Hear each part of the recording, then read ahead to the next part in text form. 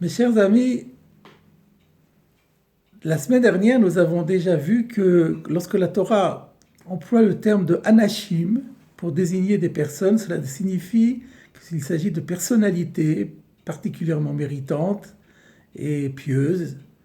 Et nous trouvons dans la paracha de cette semaine, à propos des explorateurs, qu'ils sont aussi qualifiés de anashim, kulam anashim raché bene Israël, heima.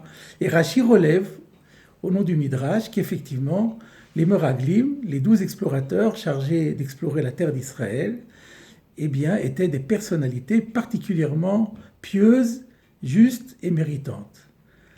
Et du coup, la question se pose, mais comment comprendre que des personnalités qualifiées de justes et à ce point déméritées à leur retour de l'exploration au bout de 40 jours, en se permettant de déblatérer sur la terre d'Israël, et pire encore, en laissant entendre que même Dieu ne serait pas capable de permettre la conquête d'Eretz Israël, avec toutes les conséquences incroyables, néfastes et tragiques que cela a occasionné.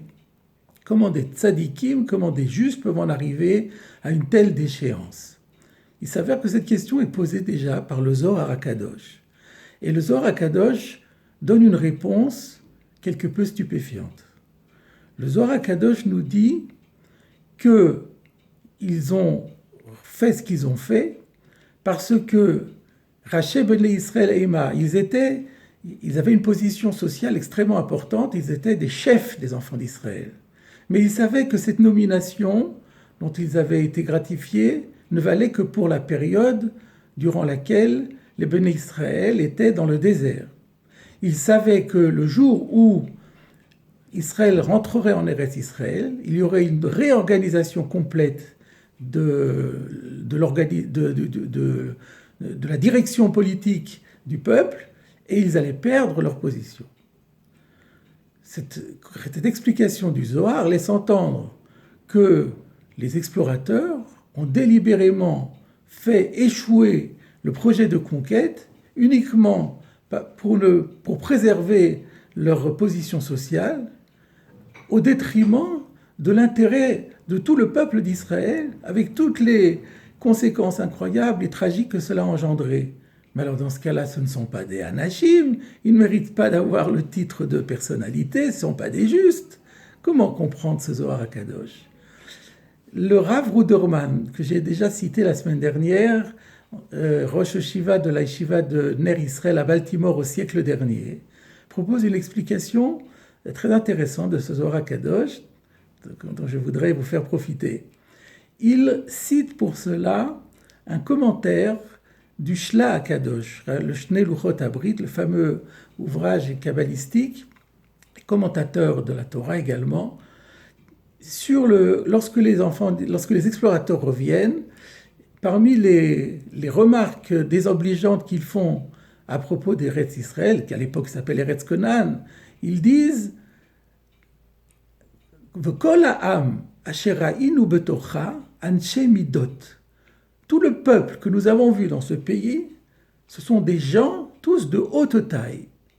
Et on peut se demander qu'est-ce que ça peut faire qu'ils soient de haute taille. C'est pas parce que la moyenne est de 1,90 m que ça va hypothéquer la conquête d'Eretz Israël.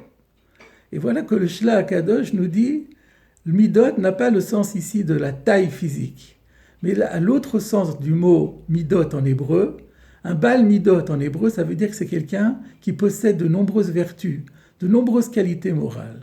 Et voilà ce qu'ils avaient dit.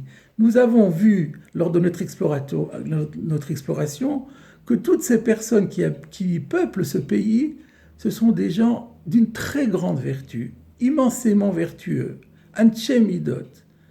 Et sous-entendu, nous savons que Dieu ne pourra pas les punir tant qu'ils sont vertueux. Déjà à l'époque d'Avraham Avinu, Dieu avait dit à Avraham Avinu, je ne pourrai punir les Cananéens et les faire sortir du pays que lorsque la coupe de leurs fautes sera pleine. Et donc l'argument des explorateurs devient limpide.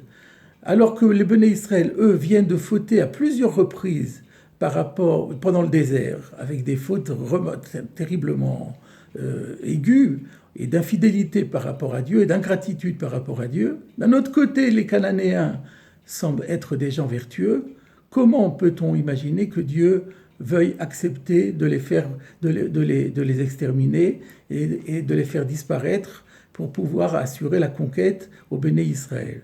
Cela répond à la question que nous avions, comment des personnes vertueuses, comment des personnes telles que les Meraglim auraient pu dire que Dieu n'est pas capable d'assurer la conquête. Là, cela devient compréhensible. Et donc, la question qui se pose, mais dans ce cas, les Meraglim avaient raison finalement. Et pourquoi ont-ils été punis? C'était une très bonne argumentation.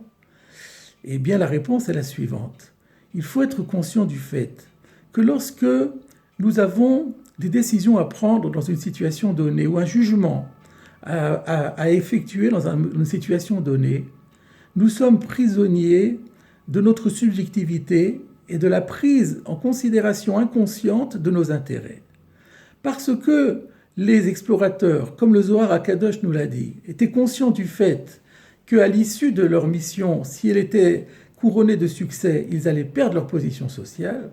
Bien sûr, ils n'ont pas voulu, ils n'ont pas projeté délibérément de faire échouer le projet. Mais inconsciemment, ils ont élaboré une théorie qui allait déboucher sur le même résultat. Ils se sont rendus compte, ils ont eu l'impression de voir que tous les Cananéens étaient des gens incroyablement vertueux. Et donc, ce n'était pas possible que Dieu veuille les faire partir. Certainement, ils se sont trompés dans leur jugement. Mais l'intérêt inconscient, aveugle, fausse le jugement. Voilà la leçon que veut nous donner à la fois le Zohar et le Shlach HaKadosh. Il me semble que la même idée, nous la retrouvons au début de la paracha. Il faut savoir que dans le livre de Devarim, au début, Moshe Rabbeinu relate à nouveau aux enfants d'Israël ce qui s'était passé. Et nous y découvrons que l'initiative de cette exploration, ce n'était pas Dieu qui l'avait demandé. Au contraire, Dieu avait pris ses distances vis-à-vis de cette initiative. C'était les Béné Israël qui étaient allés trouver Moshe Rabbeinu et qui lui avaient dit « On aimerait bien envoyer des explorateurs pour voir de quoi a l'air ce pays. » Et Moshe Rabbeinu rajoute « Vayitav beinay adavar » Cette initiative m'a beaucoup plu. Et le Midrash se demande le pourquoi. Une telle initiative qui était dangereuse, comme on l'a vu, pleine de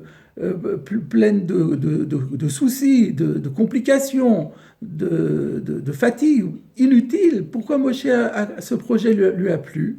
Le Yalkut Shimoni dit que les enfants d'Israël ont remarqué de la chose suivante. Ils ont dit, Dieu nous a dit que nous allions rentrer dans ce pays, que dans ce pays il y a d'immenses richesses et que toutes ces richesses, nous allons pouvoir nous les approprier.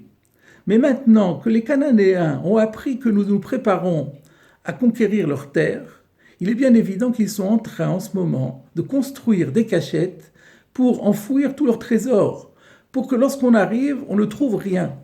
Et si lorsque nous arrivons, nous ne trouverons rien, la parole de Dieu va être décrédibilisée. Ce sera une véritable profanation du nom divin.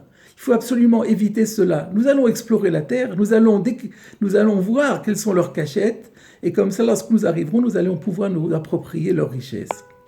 Là encore, l'argumentation paraît extrêmement motivée par des complètement désintéressés. C'est la prise en compte de l'honneur de Dieu. C'est pour ça que Moshe Rabbeinu a dit « ça m'a beaucoup plu ». Ah vraiment, les Béné Israël ont vraiment une volonté de protéger l'honneur d'Akadosh Baruch Hu. Ils sont motivés par l'amour de Dieu, c'est formidable. Mais nous comprenons bien qu'en fait, ce n'était pas ça du tout. Ils avaient tout simplement envie de s'approprier les richesses. Ils ne voulaient pas compromettre cette capacité à les recevoir. Mais comme ce n'était pas possible de présenter les choses ainsi, inconsciemment, ils ont élaboré cette magnifique théorie.